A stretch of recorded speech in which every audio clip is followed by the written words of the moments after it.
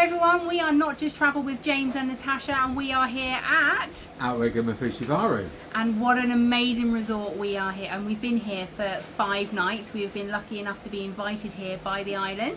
It's been an absolutely incredible stay, and let's start with arrival and check-in.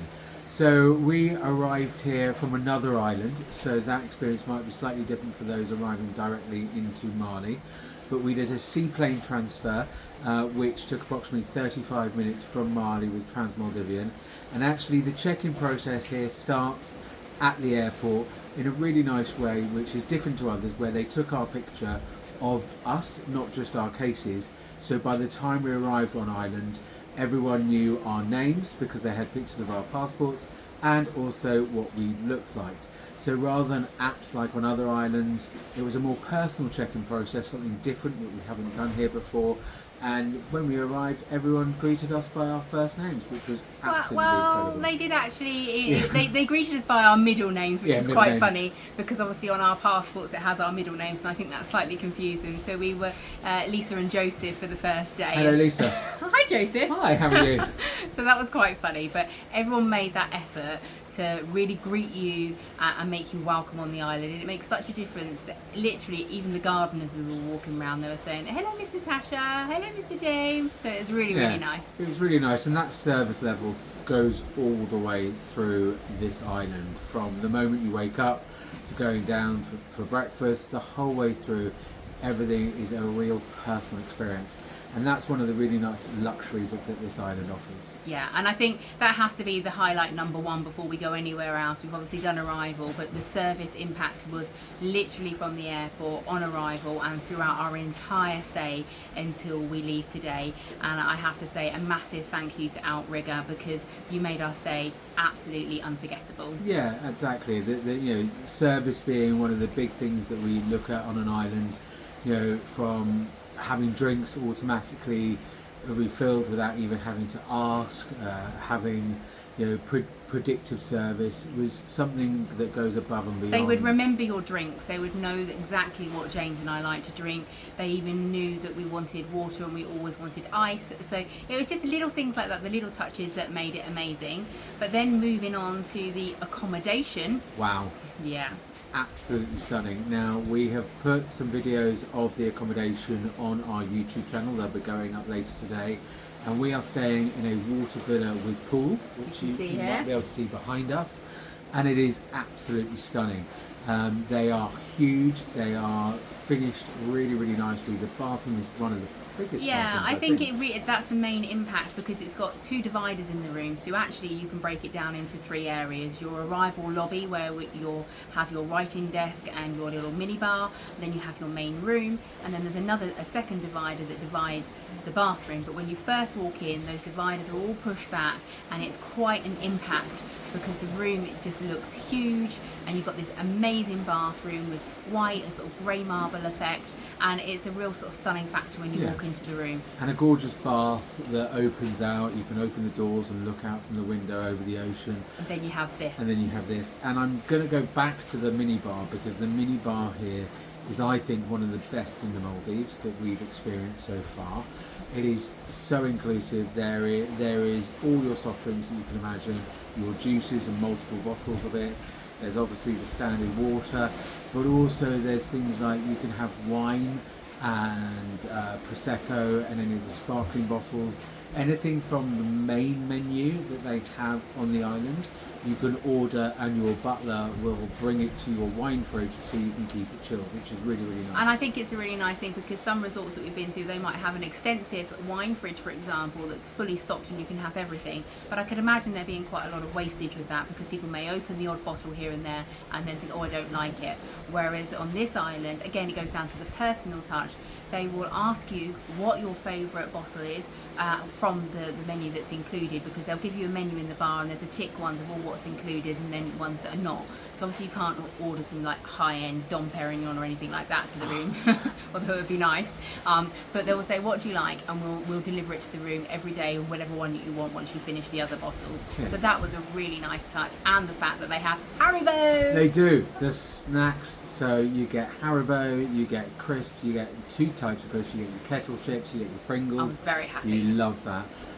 And they are replenished every day, and you get chocolate bars in your fridge.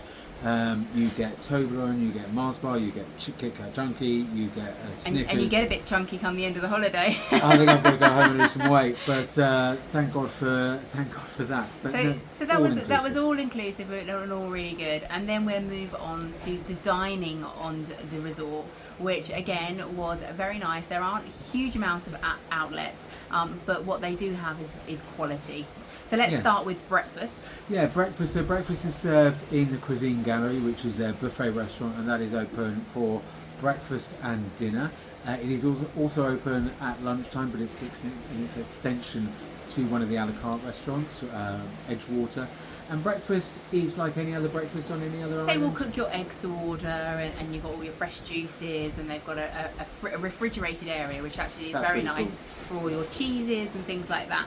So it was absolutely fine for breakfast. I wouldn't say anything stood out as being a wow, apart from the view and the setting that you have with breakfast. What was nice was the Benedict station. Yes.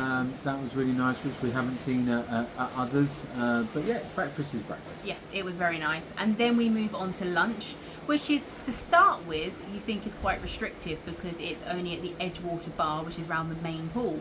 And we was like, was there anywhere else that you can go? But that is the main place. But then when you are given the menu, it's quite extensive. Yeah, and I'm talking a full-on menu. They have a light bites menu, which is more like your tapas style, so tacos, squid, things like that.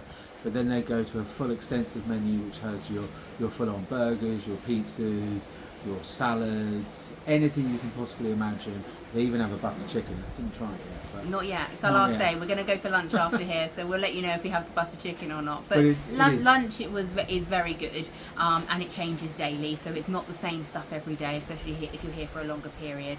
And then we move on to the evening meals. Now, evening meal, they have several restaurants on property. They have the buffet, which is open, and we did experience the buffet one evening, and that was a really, really nice buffet. Small selection, but what was there was really tasty and really, really fresh. And I don't generally like a buffet, but I actually really enjoyed it because the portion sizes were small enough that obviously I'm managing what I eat, and I actually managed to create a 3-course meal, which I haven't been able to do at any other buffet. So it was really nice because it was quite small and easy to manage. And they presented the food really nicely as well, so you could go in there as if it was a restaurant and have your starter served. It was just all very, very nice. Then we move on to their steakhouse, Moodoo Grill, with the private dining pods. Now, that was a mixed experience for us, we'll be honest. The first night for us there wasn't great. Many reasons. I think there was a few issues with the steak that I'd ordered and things, and they were obviously quite upset because they were hosting us and they wanted us to really experience the romantic experience of being in these pods, which was lovely and really nice. But James and I, being the travel agent, were constantly looking around to see what else is going on. But if you are here for a romantic break and that's something you want to do, it was absolutely stunning and a beautiful location. Yeah, there is an upcharge for that, but it's not much. I think it was around $75 per person plus taxes if you wanted to do that. But the food is the exact same as whether you have it in the pod or outside. However, the food wasn't necessarily the highlight for us the first night that we went into the grill area, but we did return again last night, and they wanted that opportunity to showcase us again about what they could do, and it was mouth-watering, really lovely food. It was really, really nice. The portions are big though, yes. So for those of you who like your big food, like your big steaks, that's the place to go. You will absolutely love it. So we left half, more than half, but no, it was good, really good, tasty food, and the chefs come out and make sure that you're happy. And it's got a mix of your typical American steakhouse and then an Indian grill as well. So there are 2 menu options there as well. And that makes it nice again if you're here for more than a 7-night period and you want to go back twice. You can have an Asian experience, a steakhouse experience. So they mix it up, which is really nice. Again, making that almost feel like 2 restaurants in one. Yeah. But again, the portion sizes in there are rather large. So that was our only feedback, maybe cut down the portion sizes. And feedback shared by other guests that we met whilst here. Yeah, so it's not a bad thing, is it, that you eat too much food? But that was a great restaurant. And then we move on to Koto, which was the Japanese, Yeah, Japanese Asian restaurant with a teppanyaki table as well. Now that for me was my personal favourite. It Yeah, was it was really yum. really nice. Nothing to say badly about that. There's a really nice setting. Actually, you feel like you are stepping into Japan. Yeah. You cross a wooden bridge. You go into the restaurant. It's all made out of wood. You've got some beautiful Cherry blossoms. that cherry they put up. blossoms in there.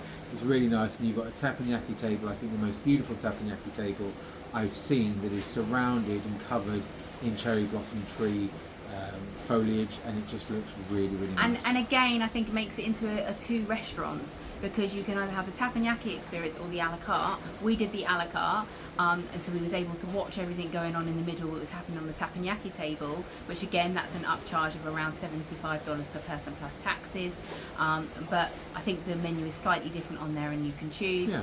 And then our a la carte experience, and the food was phenomenal, slightly smaller, and I think that's why we really liked it, because it was just, and the food was just mouth-watering. Yeah, and again, service throughout these restaurants absolutely top notch. And then going on to the final restaurant, Artisan, which is above Edgewater and by the pool. That was a really nice restaurant too. That's it's designed more like a fine dining restaurant, and yeah, it was a really really nice experience. More sort of steakhousey type approach. Yeah, so I feel the only way to describe it's the only way one that didn't necessarily feel Maldivian, which is odd. But I think that is by design. They want you to have like an international experience. That you look out onto the main pool and the main sea area, and you can imagine sitting outside, and it's very romantic and beautiful, and the food is stunning. But for us, it didn't feel Maldivian enough. We quite like the lapping ocean in the background, and really feeling more Maldivian, but it certainly wasn't horrible, and it was a very nice fancy experience. It was indeed, and that wraps up generally all the restaurants on site. Yeah, there isn't a great deal to do on this island. It's very much barefoot luxury. It's not somewhere you come with heaps of entertainment.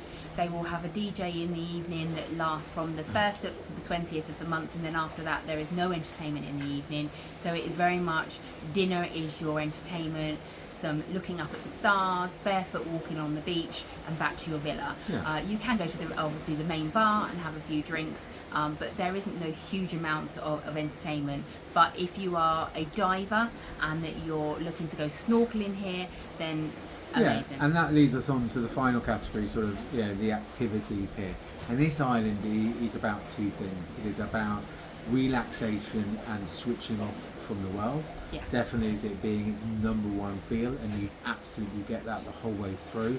And then secondly, it's about the spa. You get an included sound bath. Unfortunately, due to the weather, we were unable to do that. But that would have been a great experience to do. There's lots of yoga, sunset, sunrise yoga that's included in there Lots as of well. resetting of the mind, and then also the activity side of things with regards to snorkeling and scuba diving. And the snorkeling here is really, really good. We went off the jetty a couple I of even times. did You it. did. I did it 3 times. I'm so proud of myself. You did, and you saw sharks. I did. I saw sharks and lots of beautiful fish. And because I'm a nervous swimmer, what I really liked is that the waters felt safe for me to do it. There was someone from security watching. The first day I didn't get much further than the bottom of the stairs, and then as the days went on, I was off like a little fish myself. And for those who of you are more experienced snorkelers or want to venture off, this island, because of its location in the south, is absolutely great for things like whale shark experiences and also manta quests as well. So if that's on your bucket list, definitely have a look at this island for that sort of thing. So we hope that you've enjoyed watching this review, and of course if we can help with absolutely anything, obviously we don't just do Outrigger, we do the whole of the Maldives, so please do get in contact with us, like and subscribe. Somewhere here. Yeah, like and subscribe, and also follow us on Facebook, Not Just Travel with James and Natasha.